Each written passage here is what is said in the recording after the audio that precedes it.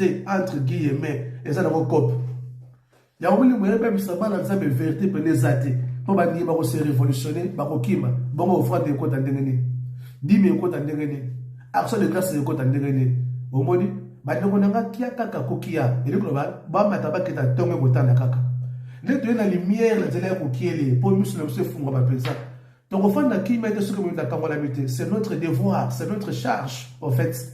Au moni, toujours les mingi comment ça n'a pas si comment ça souffrir.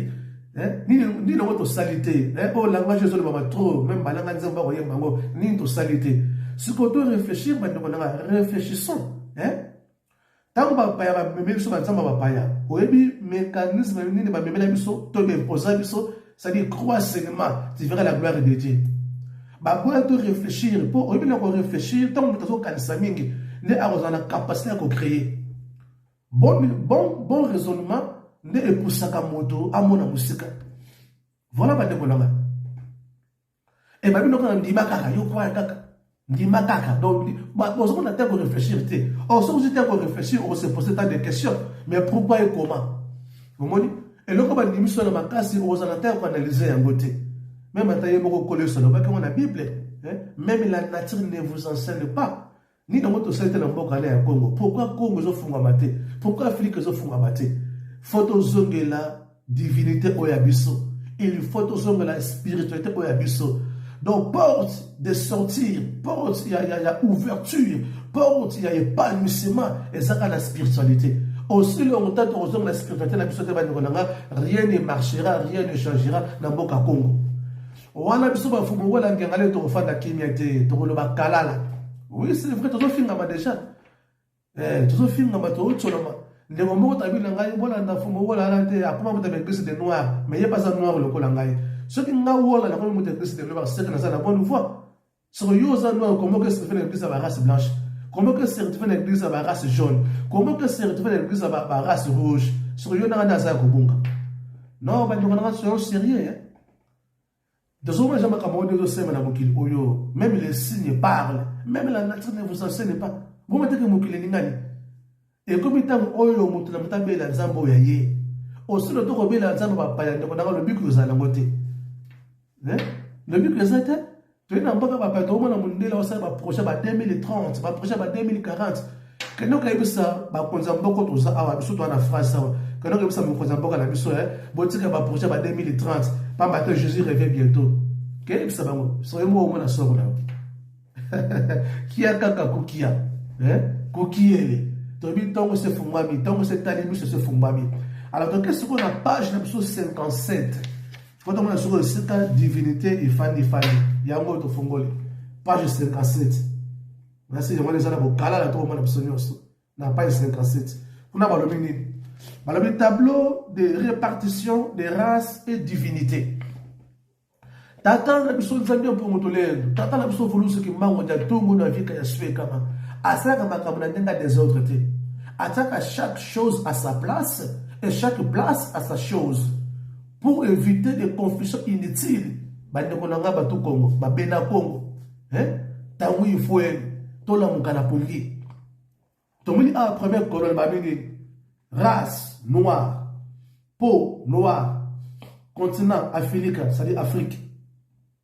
Archange, Zambia Pongo. Peuple élu, Bakongo. Sauveur, Kimbango. Livre sacré, Bukongo. Terre promise, Manzankamba. Deuxième colonne avec Sousonine. Race blanche. Peau blanche. Continent, Europe. Archange, Yahvé Israël. Peuple élu, Israélien. Sauveur, Jésus-Christ. Livre sacré, Torah. Terre promise, Israël. Troisième colonne avec Sousonine Awa. Race jaune, peau jaune. Continent Asie. Archange Chou. Peuple élu japonais. Sauveur Bouddha. Livre sacré Nyorongi. Terre promise Kusinagara. Et quatrième race Sousonine rouge. Peau rouge. Continent Amérique. Archange Gramanitou. Peuple élu Inkas. Sauveur Krishna. livre sacré, Bhagavad Gita, terre promise, Machu Picchu. Et les 5e race, eux, ils mélangent, Abraham, Agar, Nebota, Métis. On va lui continuer à les années. Afrique et ce qu'Europe. Archange Nabango, Aza Allah. Peuple élu, Aza Arabe. Sauveur Nabango, Aza Mahomet. Livre sacré, Aza Coran. Terre promise, Aza Arabie Saoudite. Voilà, Bandeko. Tu remarques, dans chaque race, nous avons pour nous apaiser peuple la divinité. Et il y a du sauveur, la chose qui manque. Tata volu ce qui manque. Dès la fois passée, tant le je suis votre père et votre frère. C'est à ce moment-là, ça bolingo, il y a un découpé, mon kélina, et c'est que mon pic, c'est la question. À chaque race a sa divinité. C'est que ceux qui ont la première colonne, aux ânes noirs, au Québec, peut-être la 3e colonne, la race jaune, au Québec, la Bouddha. Bandi on a dans le côté. Et ça, pour la fongola, la série, pour les deux fongola différents. Et c'est tout comme ça, nous sommes dans la diaspora, tout ça, la poto. Dis-moi, tu lias bien, tu me l'as bien. Il va falloir tout pousser raisonnement musical, tout pousser réflexion musicale. Mais comment tu vas consensuer, même à la niveau à penser à la biseau. Bah, même les rameaux nous embêter. Bah, on va apprendre la technologie, oui. Bah, comme la technologie, oui. Mais quant à divinité, on ne peut pas vous emporter une divinité ou une divinité. Ça ne se fait pas. Ça n'existe pas. Comment expliquer pour nous comment expliquer ça? Donc, quand on a une photo la mouka, tout le monde a la distraction. Race noire, sauveur, la chose à tata voulu ce qui m'a. Tout le monde est divinité la biso. Et ça, nous avons bien bon. Archange la biso. Zambia pour nous qui Congo qui veut dire tout simplement le Dieu tout puissant. Au moins, donc on a moyen de comprendre tout télémato la muka. Tu as vu ça tu offres qui met des choses de pessi de niéroté. Et puis dans l'autre thème là la personne peut s'en va bonzate, dans la personne peut s'en va dignité, dans la personne peut s'en va de grâce tête, dans la personne la tête, na Seigneur moi peut-être pour tout ça église tête, mais ça va il y a beaucoup haut. Pour le seul monde moyen de exactement étouffé.